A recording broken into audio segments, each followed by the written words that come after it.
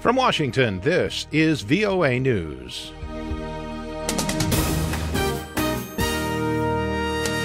I'm David Byrd reporting. The U.S. Justice Department's Inspector General on Thursday criticized former FBI Director James Comey for his handling of the Hillary Clinton email probe during the 2016 presidential election.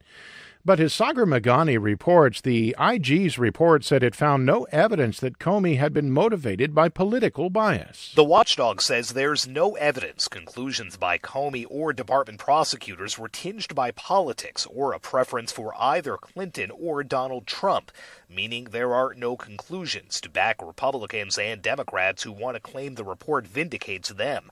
Both have complained about Comey's actions during the race. The watchdog says the then-director's actions were insubordinate and extraordinary. That's AP's Sagar Meghani. FBI Director Christopher Wray said at an afternoon news conference Thursday the agency takes the report seriously, will discipline those who need it, and will implement training to ensure such actions do not happen again. New York State sued President Donald Trump's Family Charitable Foundation Thursday, claiming he engaged in persistent illegal conduct for more than a decade. From New York, AP's Warren Levinson reports. New York's acting attorney general charged the Donald J. Trump Foundation, organized as a charity, acted as a pass-through for Trump's legal bills and private purchases, and come 2016 for presidential campaign spending. The suit seeks the dissolution of the foundation and the return of more than $2.8 million, plus additional penalties.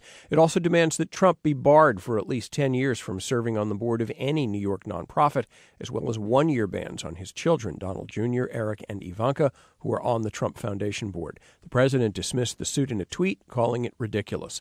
This is VOA News. The Saudi-led coalition backing Yemen's exiled government captured a town south of the port city of Hodeidah on Thursday, even as fierce fighting and airstrikes pounded the area. A Saudi military spokesman said the forces were drawing closer to the Red Sea port in a campaign aimed at driving out Iranian-aligned Shiite rebels known as Houthis. The port is also the main entry point for food and other relief supplies into Yemen. Lisa Grande, the UN's humanitarian coordinator for Yemen, says that port is a vital lifeline for Yemeni civilians. We have to bring in those commodities through Hodeidah. We've done everything we can to use other ports, and we're continuing to expand our operations there. But there's no substitute for Hodeidah.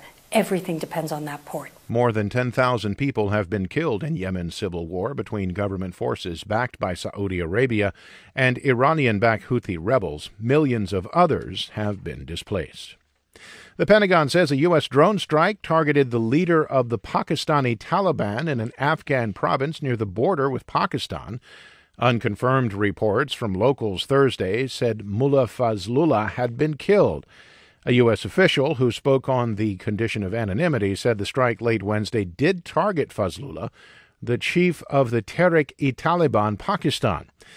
Pentagon officials declined to comment at this time on whether the strike was successful. U.S. officials said Fazlullah directed numerous high-profile attacks against U.S. and Pakistani targets since he was appointed by the group's leader in 2013. Those attacks included a December 2014 attack on the Army public school in Peshawar that killed 151 people, including more than 130 children. Mourners carried the body of a leading Indian journalist, Shujat Bukhari, and two of his police guards who were shot and killed on Thursday by assailants in Indian-controlled Kashmir. Police and the journalist's colleagues said Bukhari was shot Thursday evening by unidentified gunmen as he left his office in Srinagar, the disputed region's main city. Bukhari, a group editor for 3 daily newspapers and a weekly, including the English-language daily Rising Kashmir, was targeted as he got into his car. And the Football World Cup kicked off Thursday with host country Russia defeating Saudi Arabia 5-0 in the opening match of the tournament. Russia is spending $13 billion to put on the event, with matches taking place in 11 host cities. Group play runs through June 28th. For more on these stories, visit our website, voanews.com. I'm David Byrd in Washington. That's the latest world news from VOA.